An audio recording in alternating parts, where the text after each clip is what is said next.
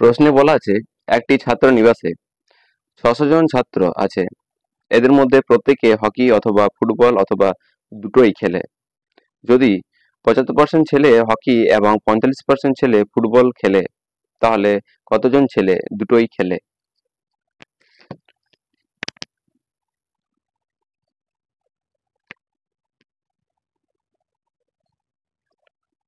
Hockey ৭৫% এবং football বলা আছে ৪৫%। এখানে হকি প্লাস ফুটবল বলা আছে। টোটাল ছেলে আছে ৬০০ জন।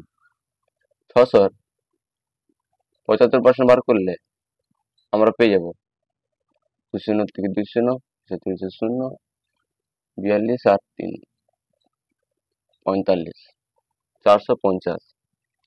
আর এবার ৬০০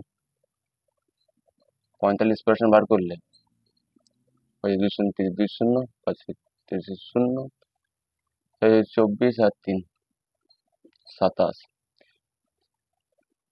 ৪৫০, ২৭০ এদেরকে যোগ করলে হয়ে যাবে ০, ২, ৭২০। ৭২০ থেকে ৬০০ বাদ দিলে আমাদের হয়ে যাবে ১২০। Option D right answer. Hockey এবং ফুটবল খেলে ১২০ জন।